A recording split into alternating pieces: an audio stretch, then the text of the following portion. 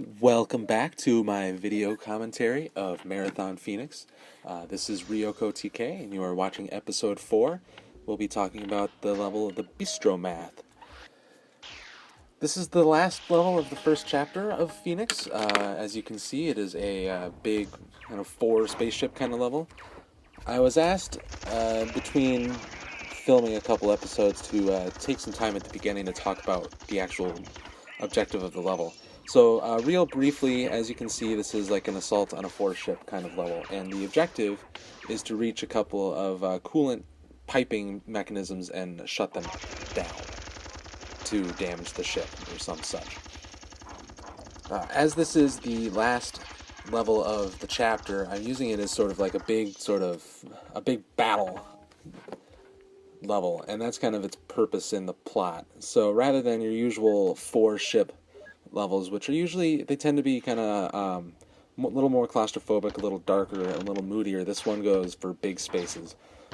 And honestly, that's probably more a personal failing than anything else. 4 ships and alien architecture in general is something it's definitely not my strength in terms of like a design standpoint. I'm not very good at that. There are other map makers in the Marathon community that do it a lot better than I do and make it feel a lot more natural without sacrificing an actually good, fun design. But I did what I could to try and make a level that's at least, fun and kind of interesting to look at using this different texture set, this different appearance. And of course, there's all these battles. So this is probably the hardest level so far, if you want to discount Running from Evil, because that's a secret level.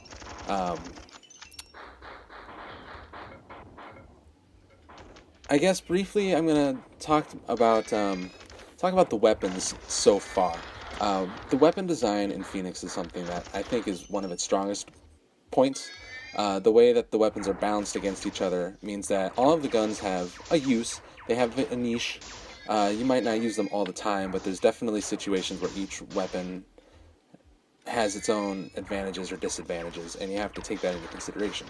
You can see, as you've been watching me play, you can see how I juggle through weapons pretty frequently, and, like just there. And that's something I do a lot just as a personal playstyle anyway, but it's also because, especially on Total Carnage, you have to maximize your weapon choices.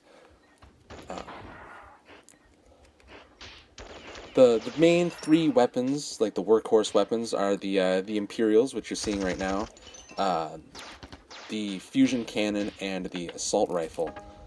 Those are, the main weapons you'll use the most throughout the game, and I like how they kind of balance against each other. The starting weapon, the Imperial, it's a good weapon. It's certainly good for a starting weapon when you compare it to other Marathon games and a lot of other shooters in general, where your first weapon's usually kind of garbage. The Imperial has a decent damage output, and it's, fairly accurate. You wouldn't have the second one, except I found one in a secret. You don't get it until later, normally. Dual IMPs have the distinct advantage of being able to endlessly stun lock any enemy that experiences pain frames, which is every enemy except the Juggernaut. So it's a really good sort of mixed-use offensive and defensive weapon. When you compare that against the assault rifle is better when fighting groups of enemies because of the splash damage of the grenades, and also the wider spread of the bullets. It means that, like just up there when you see this blob of enemies, it's usually better to use the assault rifle. And since this would be the level when you would receive the assault rifle normally. If you do the secret level of Running from Evil, that has an assault rifle right at the start, but if you don't get it there, you would have picked it up earlier in this level. And, it's just the ideal plowing tool for fighting groups of enemies like that. That's obviously its purpose. The assault rifle is a traditional Marathon weapon. It's fun to use, it's very versatile, very strong. But I like that it balances against the Imperials in terms of, the Imperials are better against single targets. And then, of course, you have the fusion cannon, which is unparalleled when fighting mechanical enemies. If you aren't aware, in almost all Marathon games, except I think the first, Fusion weapons are doubly effective against machines, like hunters right there. Um,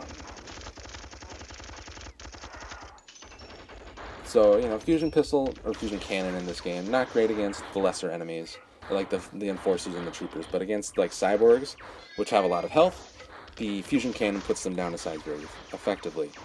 And interesting to note, the fusion cannon is functionally pretty similar to the classic fusion pistol from Marathon 2 and Infinity, but the big difference, well, historically speaking, in earlier versions of Phoenix, the fusion cannon fired much more slowly, and each shot hurt a lot more. So it made you, it was less of a spammy weapon and one that you had to actually really control your shots with. And I did that on purpose to sort of give it like a weakness. But it wasn't that fun to use. As an aside, this is the first objective of the level. In order to get to the pumping controls, which is your actual stated objective, you need to break this wire, the tall wire. That wire opens a secret. The other wire opens the door that lets you access the pumping controls. So you have to do this whole secondary area first in order to gain access to the meat of the level. Anyway, back to what I was talking about, which was the weapons of the game. The fusion cannon here would fire much more slowly, and each shot hurt more, so you had to be more precise. And it just turned out it wasn't as fun to use, because a slow weapon in a game that's this fast-paced, it just felt weird. It felt awkward, and it felt like it was being crippled. So I increased the firing speed and lowered the damage per shot to match that of the classic fusion pistol. Real briefly, I'm going to talk about this room here. This is actually my favorite part of the level, believe it or not. This room on the auto map is just marked processing.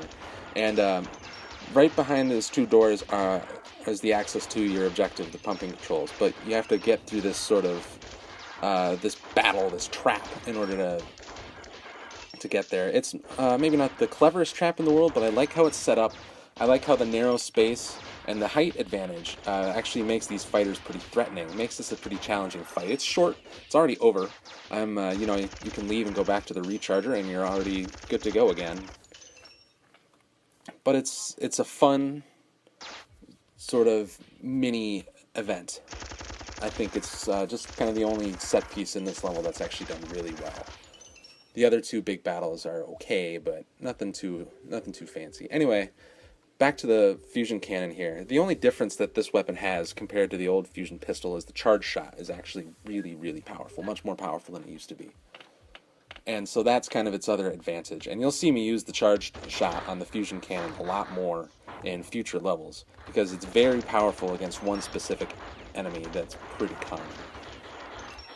So anyway, that's me discussing the main weapons and kind of their roles, and that's how I kind of tweak them. In every re-release, every update to Phoenix, I've kind of tinkered with how the weapons interact with each other a little bit, just to give it the best dynamic possible. Because you're going to be shooting a lot of monsters in this game, so I had to make sure that I was designing fights that have the strengths and weaknesses of these weapons in mind. If I'm going to send a bunch of mechanical enemies after you, I want you to have the weapon that's good at fighting them in your hand. Because it's more fun that way. It's more fun to have the strong tools. And then, of course, they're supported by weapons like the crossbow. The crossbow is not a main weapon, but it lets me have situations like this enforcer that's really far away. You have a weapon that's capable of taking care of those faraway enforcers pretty efficiently. So I don't feel like a jerk for having the enforcers that far away. This is the objective right here. You just have to jump up to this ledge and hit the two switches to lower to disable the pipes. That's going to wrap up this level. I guess in conclusion, this isn't my favorite level, like I said, and it doesn't really use the strengths of the tile set that much. Anyway, thanks for watching. That's the end of the first chapter. We're going to be moving on to some really great levels. My favorite parts of the game are coming up soon. So, thank you for watching. Stay tuned.